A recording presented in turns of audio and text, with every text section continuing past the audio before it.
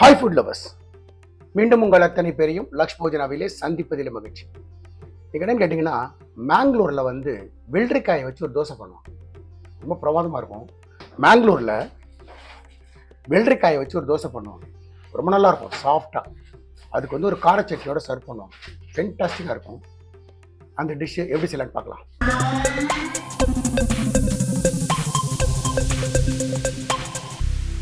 நான் ஒரு சின்ன வேரியேஷன், நான் வெள்ளரிக்காய்க்கு பதிலாக தோசைக்காய் எடுத்துருக்கேன். இதுவும் ஆல்மோஸ்ட் வெள்ளரிக்காய் ஃபேமிலி தான்.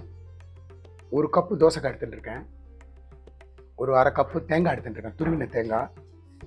ஒரு அரை அழாக்கு சாதம் வடிச்சது எங்கிட்ட இருக்குது, அதை வச்சுட்டுருக்கேன். நான் ஒரு 3 மணி நேரமாக இட்லி புழுங்கரிசி ஒரு 3 மணி நேரமாக சோக் பண்ணியிருக்கேன். இந்த இட்லி புழுங்கரிசி கிட்டத்தட்ட ஒரு 500 கிராம் இருக்கும், அரை கிலோ. ஸோ இதுக்கான மெஷர்மெண்ட் நான் இப்போ சொல்லிட்டேன். இப்போது இந்த தண்ணியை வடிகட்டி எடுத்து வச்சுட்டு இந்த பொருள்லாம் சேர்த்து இதை அரைக்கணும். நான் அரைச்சிட்டு உங்களுக்கு காட்டுறேன். அரைக்கும்போது எப்பயுமே தோசை எது நீங்கள் அரைச்சாலும் ஊற வச்ச தண்ணியை வச்சு அரைச்சிங்கன்னா சீக்கிரமாக புளிக்கும். ஸோ இந்த தண்ணி வச்சு தான் நான் தேவைப்பட்டால் யூஸ் பண்ணிப்பேன். இப்போது இந்த தோசைக்கு நான் தண்ணி வடிகட்டி எடுத்து வச்சுருக்கேன். அரிசி மட்டும் சேர்க்குறேன். 2 பேட்சாக போட்டுக்கிறேன் நான். இப்போ இதில் பாதி அரிசி, வேக வச்ச அரிசி, வீட்டில் மீதமாக இருக்கிற ரைஸை சேர்த்துக்கலாம்.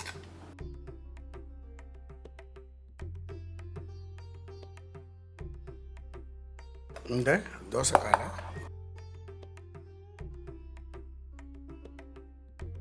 நீங்கள் தோசைக்காய் கிடைக்கலன்னா வெள்ளரிக்காய் சேர்த்து பண்ணலாம்.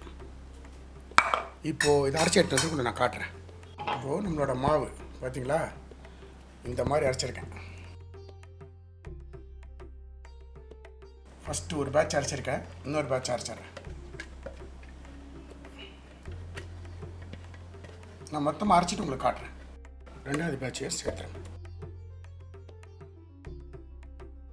இப்போ இந்த டிஷ்ஷுக்கு தேவையான உப்பு. எப்பவுமே மாவை நல்லா கையில் கலக்கி விடுங்க.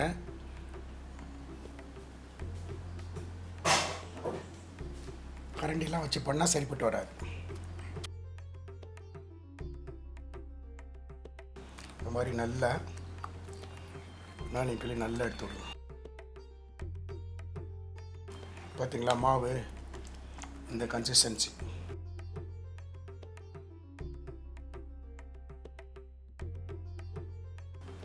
ஸோ உப்பையும் போட்டு நல்லா கலக்கியாச்சு.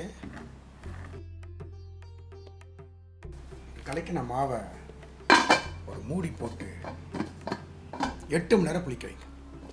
பெருசாக பொங்காது, ஆனால் நல்லா புளிச்சிடும்.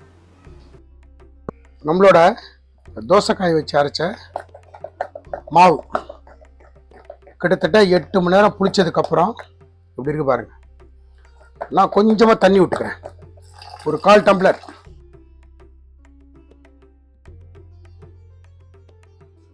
இப்போது ஸ்டவ் பற்ற வச்சு நம்மளோட தோசைக்கல்லை வைக்கிறேன். கொஞ்சமாக எண்ணெய் விட்டு as it is.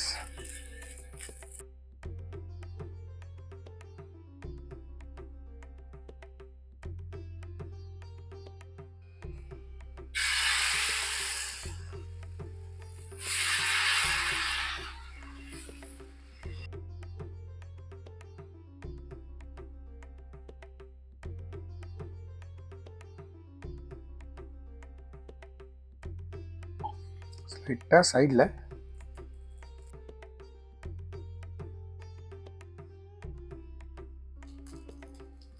ஃப்ளேமை நான் கம்ப்ளீட்டாக ஸ்லோ பண்ணிட்டேன். நல்லா வேகட்டும்.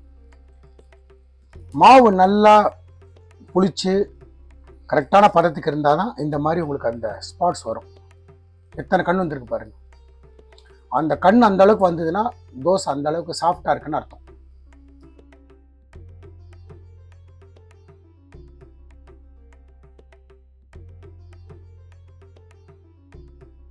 இப்போது இதை போடு. பார்த்தீங்களா,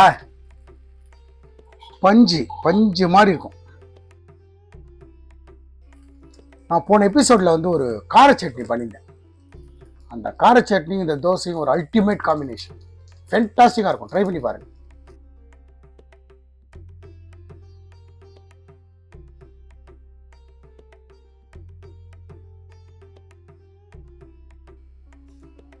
ஒரு அட்டகாசமான தோசைக்காய் தோசை. நீங்கள் தோசைக்காய் கிடைக்கலன்னா அவங்க ஆக்சுவலாக மேங்களூரில் வந்து வெள்ளரிக்காயை வச்சு பண்ணுவாங்க. வெள்ளரிக்காய் வச்சே பண்ணலாம். நான் தோசைக்காய் என்கிட்ட இருந்தது, தோசைக்காய் வச்சு பண்ணேன். ஒரு அட்டகாசமான ரெசிபி. இன்னொரு தோசை போட்டு காட்டுறேன் பாருங்க.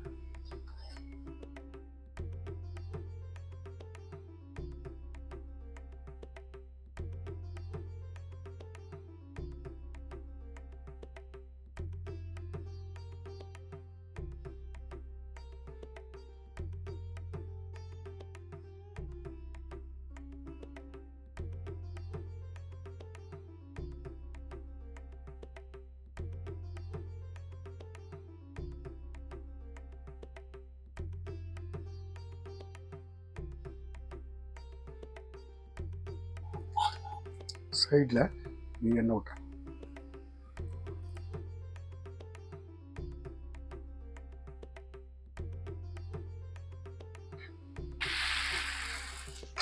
பார்த்தீங்களா, சும்மா கும்முன்னு இருக்கும்.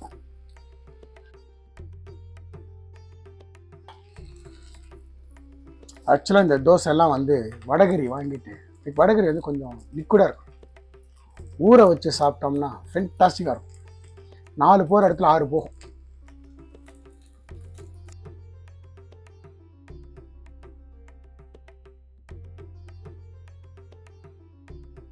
உங்களுக்கு வேணா நல்லா இந்த மாதிரி நல்லா டார்க் ஸ்பாட் பண்ணி எடுத்துக்கலாம், தப்பு கிடையாது.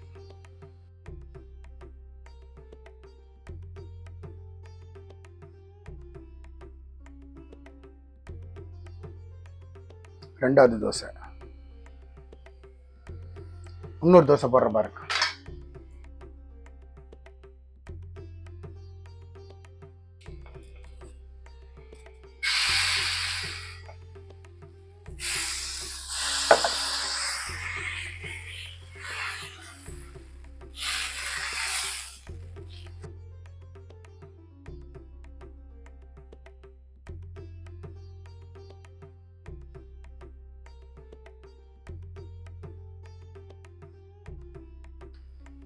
இந்த மாதிரி உங்களுக்கு மேலே நல்லா ரோஸ்ட் ஆகி வரணும்னா கூட நீங்கள் ரோஸ்ட் பண்ணி எடுத்துக்கலாம்.